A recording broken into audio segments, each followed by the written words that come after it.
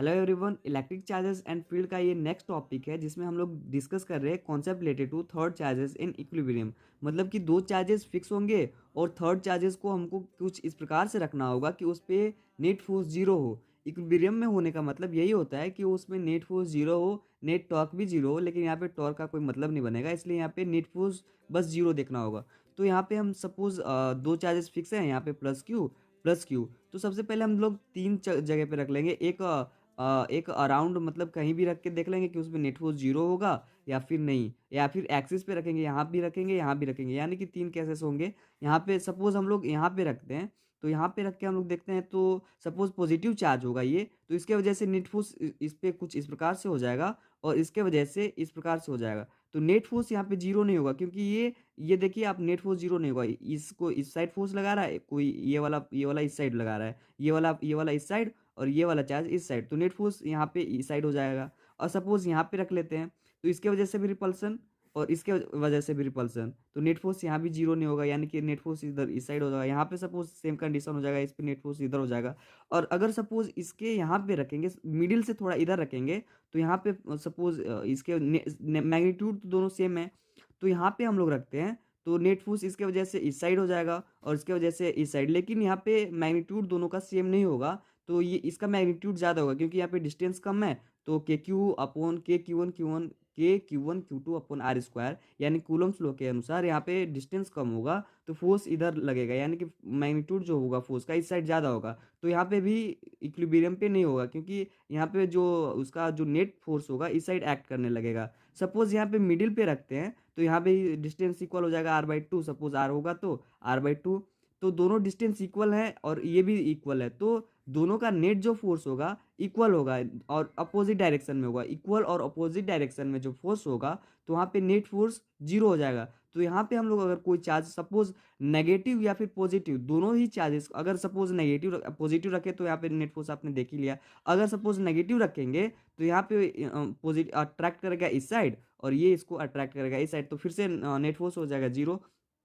अब सपोज इसमें देखते हैं, सपोज इसमें भी सेम कंडीशन, इसमें पॉजिटिव चार्ज इधर रखेंगे तो ये अट्रैक्ट कर लेगा और ये भी अट्रैक्ट करेगा, तो नेट फोर्स इस साइड हो जाएगा, यानी कि यहाँ पे नेट फोर्स जीरो नहीं होगा। यहाँ भी रखेंगे तो नेट फोर्स सपोज अगर वो नेगेटिव नेगेटिव, यानी कि हमको भी सेम कंडीशन यहाँ पे बनेगा, लेकिन यहाँ सेम कंडीशन यहाँ पे रखेंगे तभी नेट फोर्स जीरो होगा, यानी कि मिडिल में रखेंगे और यहाँ भी मिडिल, मतलब दोनों डिस्टेंस इक्वल होंगे, ये और ये, तभी जाके वो नेट फोर्स यहाँ पे जीरो होगा। सपोज यहाँ पे अब चार्जेस दोनों इक्वल थे, अब यहाँ पे अब सपोज एक जनरल कंडीशन लेते हैं, Q1 Q2 और डिस्टेंस है L। तो हमको कोई ऐसा दोनों सेम साइन के हैं, यानी कि ये भी पॉजिटिव है ये भी पॉजिटिव, सपोज पॉजिटिव पॉजिटिव या फिर नेगेटिव नेगेटिव, तो सेम कंडीशन बन जाएगा।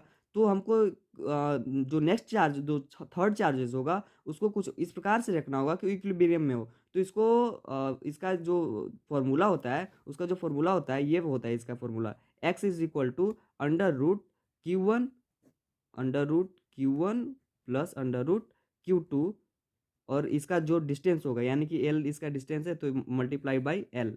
तो यहाँ पे जो यहाँ पे रखेंगे वो डिस्टेंस, ये जो डिस्टेंस होगा वो फ्रॉम Q1 होगा, तो Q1 से जो डिस्टेंस होगा वहाँ यहाँ पे अगर चार्जेस वो रखेंगे तो इक्विलिब्रियम में होगा। इसका एक जनरल सा क्वेश्चन कर लेते हैं। सपोज आपके पास एक 9Q चार्जेस है और एक Q है, दोनों ही पॉजिटिव चार्जेस हैं, तो ये फॉर्मूला एप्लीकेबल है, यानी कि दोनों ही सेम साइन के होंगे तभी ये फॉर्मूला एप्लीकेबल होगा। तो अगर सपोज इसमें हमको इक्विलिब्रियम पोजीशन फाइंड करना है फ्रॉम 9Q, अगर ये क्वेश्चन में गिवन होगा, ये क्वेश्चन में गिवन होगा कि इक्विलिब्रियम पोजीशन फ्रॉम 9Q कहाँ होगा, तो हमको ये फाइंड करने के लिए अंडर रूट 9Q यानी कि 3Q हो जाएगा, 3Q अपॉन 3Q, यानी कि Q1 Q2 अंडर रूट में था, तो यहाँ भी 3Q प्लस अंडर रूट 1 का, यानी कि Q का हो जाएगा Q ही हो जाएगा, यानी कि 3/4, यानी कि यहाँ पे 3/4 और डिस्टेंस हमारा L है, यानी कि डिस्टेंस सॉरी 1 मीटर है, तो 1 यानी कि 3/4 मीटर, यानी कि 75 सेंटीमीटर, सपोज इसका 75 सेंटीमीटर, यानी कि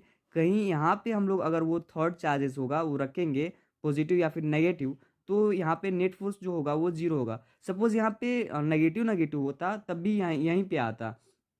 अब सपोज सेम, इसमें तो सेम मतलब सेम साइन के थे, यानी कि सेम नेचर के थे, तो सेम साइन के थे तो ये फॉर्मूला एप्लीकेबल था। अगर ये अपोजिट साइन के होंगे तो जस्ट यहाँ पे बस माइनस हो जाएगा और ये वाला जो होगा वो मैग्नीट्यूड बड़ा वाला होगा। सपोज यहाँ पे अगर ये -9 क्यू होता तो इसका ये हो जाता, इसका फॉर्मूला हो जाता x is equal to √Q1, यानी कि ये वाला Q1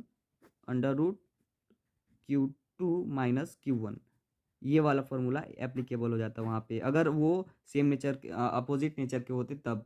यहाँ पे हम लोग डिस्कस करें concept related to third generation equilibrium, यानी कि हमको बस वो देख लेना। तो ये भी पूछ सकता है कि सपोज सपोज यहाँ पे सारे बोलेगा कि जो कॉम्बिनेशन हो वो फिक्स नहीं हो, यानी कि जो सपोज इसमें यहाँ पे क्यू है, यहाँ भी क्यू है, जो थर्ड चार्जेस हो यानी कि सारे कॉम्बिनेशन इक्विलिब्रियम में हो, यानी कॉम्बिनेशन इक्विलिब्रियम में होने के लिए तीसरा जो चार्ज होगा उसका मैग्नीट्यूड और नेचर क्या होगा। तो ये जनरल सा बस याद रख लीजिए कि -Q/4 जो होगा, यानी कि सपोज ये पॉजिटिव है तो ये नेगेटिव रखेंगे तो सारे जो होगा वो सारे कॉम्बिनेशन ये जो सिस्टम होगा वो इक्विलिब्रियम में हो जाएगा। तो ये जनरल सा ये पूछा हुआ है नीट में, तो आप याद रख सकते हैं या फिर फाइंड भी कर सकते हैं यहाँ पे कूलम्ब्स लॉ लगा के। तो यहाँ पे ये टॉपिक होता है एंड। Thank you.